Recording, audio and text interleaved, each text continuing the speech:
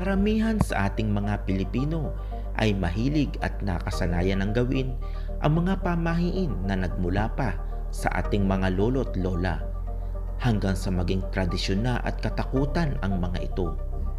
Ngunit sa pabago-bagong ikot ng panahon, at nararapat pa rin bang isabuhay ang mga ito? Narito ang 10 pinakapopular na pamahiin nating mga Pilipino. Number 1. May perang parating.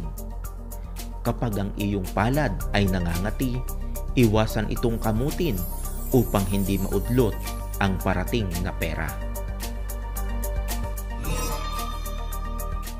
Number 2. Malas ka sa pag-aasawa. Sa hapagkainan, iwasang pagligpitan ang isang dalaga habang naiiwan pa itong kumakain. Mamalasin ito at hindi na raw makakapag-asawa. Number 3. Masamang maiwang mag-isa. Sa isang burol, masamang iwanan ng mag-isa o tulugan ang bangkay. Number 4. Lalabas ang swerte. Huwag magwalis kapag gabi, lalo na kung palabas mong itataboy ang dumi. Lalabas daw ang swerte. Number 5. Buena mano. Sa iyong negosyo, ang unang bumili ay dapat bigyang diskwento upang mabilis na maubos at hindi maging matumal ang iyong mga kita. Madalas ding ginagawa ng ilang may-ari ng tendero-tendera ang pagpapaspas ng pera sa mga paninda. Number 6. Bagong taon, tatangkad din ako. Ang pagtalon ng 12 beses pagpatak ng alas 12 ay hudyat na ikaw ay tatangkad. Number 7. Bilog-bilog, pampaswerte.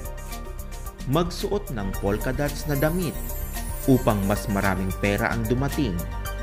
Bilog-bilog, may perang parating. Number 8. Huwag kang tumawa ng tumawa. Iiyak ka mamaya. Kapag ang isang tao raw ay tawa ng tawa o sobra ang saya, magiging malungkot at iiyak ito pag naglaon. Number 9. Ilagay mo sa unan para masaulo mo.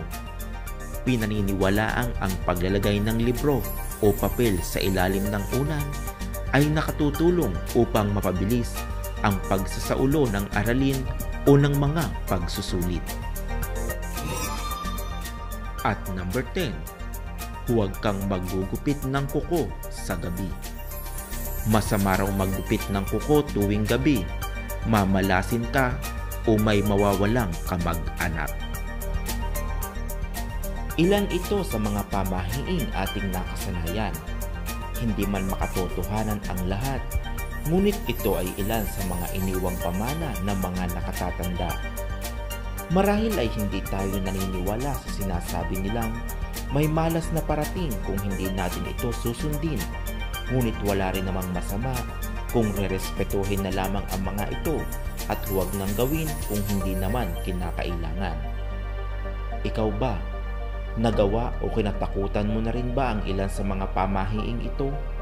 Nasermonan ka na rin ba ng nanay o lola mo dahil sa pagsuway sa mga ito?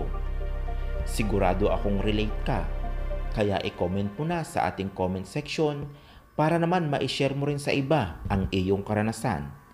Maraming salamat po, God bless at magandang araw.